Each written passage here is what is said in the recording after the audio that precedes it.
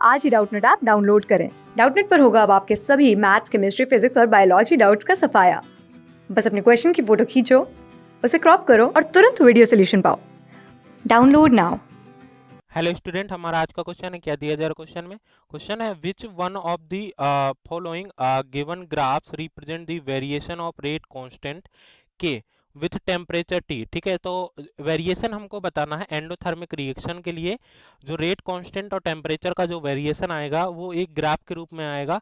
तो हमको जो है ग्राफ बताना है ये कौन सा सही होगा उसके रिगार्डिंग, रेट कांस्टेंट और टेम्परेचर के रिगार्डिंग। तो अगर हम बात करते हैं कि एक जो आर्हेनियस थ्योरी होती है उसमें क्या बोला गया है कि जो रेट कांस्टेंट के है वो आपका जो है कैसे रिलेट होता है, के इज इक्वल टू ए ई की power minus E A by R T. तो ये जो है ये एक्टिवेशन एनर्जी है, के जो है ये आपका रेट कांस्टेंट है और ए जो है ये आपका प्री एक्सपोनेंशियल फैक्टर है। ठीक है, और यहाँ पर आर जो है गैस कांस्टेंट और टेम्परेचर जो है ये हमने कैपिटल टी से दर्शा दिया। इसमें जो है स्मॉल टी से कोई बात नहीं, यहाँ पर जो है क्योंकि जो हमारे ग्राफ है वो कैपिटल टी से है तो यहाँ पर जो है ये हमको जो है कैपिटल टी जो है दर्शाना है। ठीक, अब यहाँ पर जो है अगर हम बात करते हैं कि ये जो ओवरऑल रेट कांस्टेंट के लिए लिखा गया, अगर हम फॉरवर्ड डायरेक्शन में अगर रेट कांस्टेंट लिखते हैं तो फॉरवर्ड के लिए अगर हम रेट कांस्टेंट के एफ लिखा जाएगा तो क्या लिखा जाएगा, आपका यहाँ पर आ जाएगा ए एफ ई की power minus E A F, forward direction की activation energy divided by R T. ठीक है, ये तो हमारी जो थी वो आर्हेनियस थ्योरी थी। अब हम उसके रिगार्डिंग जो है हम कुछ कॉन्सेप्ट जो है निकाल कर लाएंगे, फिर हम जो ओवरऑल जो रेट कांस्टेंट होगा और टेम्परेचर होगा उसके रिगार्डिंग जो है हम ग्राफ निकालेंगे। ठीक है, ये आपकी जो है क्या थी, आर्हेनियस थ्योरी थी। ठीक है, ये आर्हेनियस थ्योरी में जो है बोला गया, ये मैथमेटिकल एक्सप्रेशन था। अब इसके बाद जो है अगर हम रेट कांस्टेंट जो है बैकवर्ड डायरेक्शन का निकालेंगे तो यहाँ से आ जाएगा ए बी ई की पावर माइनस ई ए, और यहाँ पर बैकवर्ड डायरेक्शन के लिए एक्टिवेशन एनर्जी बी यहाँ पर जो है लगा दिया और डिवाइडेड बाय आर टी। ठीक, अब क्या करेंगे हम लोग जो है इसको डिवाइड कर देंगे तो ये आ जाएगा K F divided by K B, और यहाँ से आ जाएगा आपका A F divided by A B, और यहाँ से e की पावर माइनस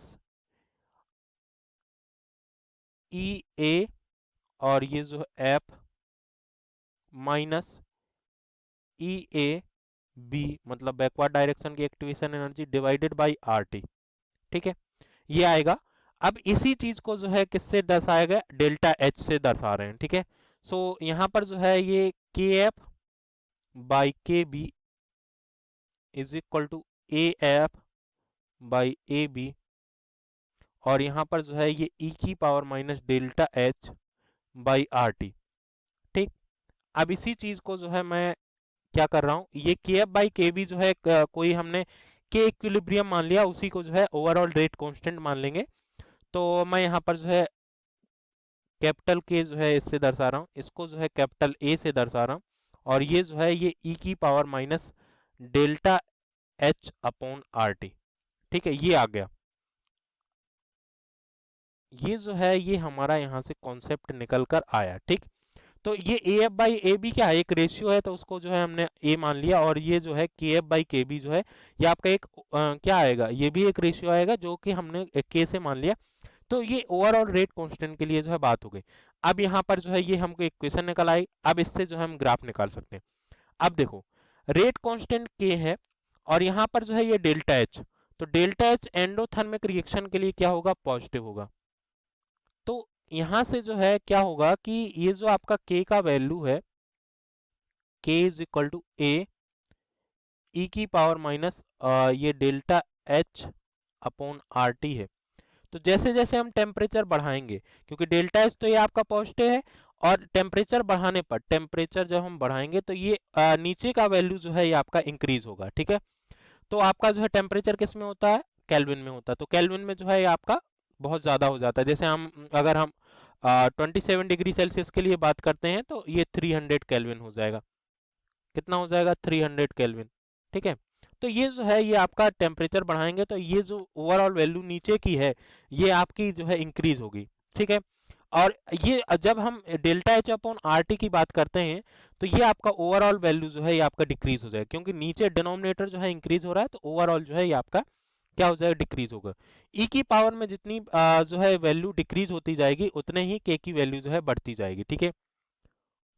सो जब हम यहाँ पर जो है ग्राफ बनाने जाएंगे के का और टी का, तो के वर्सेस टेम्परेचर टी, तो यहाँ पर जो है हम के और ये टेम्परेचर टी। अब देखो टेम्परेचर जो है एक समय बाद हम जैसे जैसे टेम्परेचर बढ़ा रहे हैं तो ओवरऑल वैल्यू जो है के की इंक्रीज होगी। क्यों?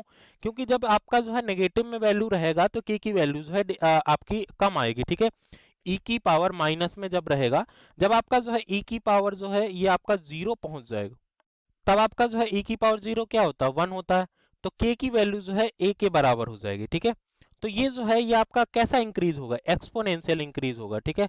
सो ये जो है ये आपका इस तरीके से जो है ग्राफ जो है आना चाहिए, ठीक है। अब ऐसा ग्राफ जो है हमको किस वाले ऑप्शन में जो है देखने को मिल रहा है।